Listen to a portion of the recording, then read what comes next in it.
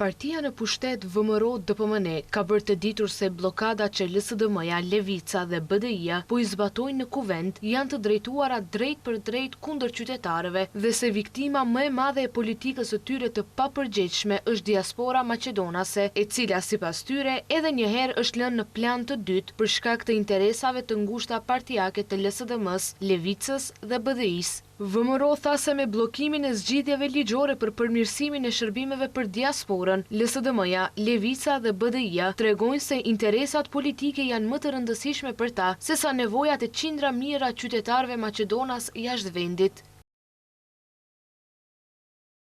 Diaspora maqedonase prej vitesh jep një kontribut të madh në zhvillimin e shtetit. Ajo investon, ndihmon familjet e saj, krijon mundësi për lidhje të reja ekonomike dhe promovon Maqedoninë në mbar botën, në vend që të mundësoj shërbime më të shpejta, më efikase dhe më të qasshme. LSDM-ja, Levica dhe BDI-ja vendosën të bllokojnë proceset për lehtësimin e votimit dhe miratimin e kodit të ri zgjedhor.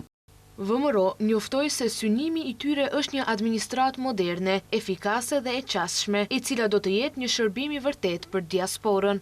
Ndërkohë, nga partia opozitare LSDM thonë se ky është një reagim i pritshëm nga një parti që përpiqet të krijojë përshtypjen e një uniteti opozitar, ndërsa në realitet promovon agjendën e Hristian Mickoskit. Qëndrimi sipas LSDM-s lidhur me kodin është i qartë dhe i padiskutueshëm dhe se nuk ka asgjë për të harmonizuar me Levicën.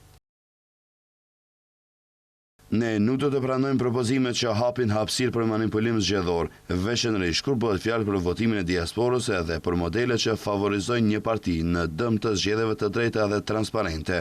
Levica, si parti satelite e VMRO-s, nuk ka legjitimitet të përfaqësojë opozitën dhe as të diktojë agjendën e saj.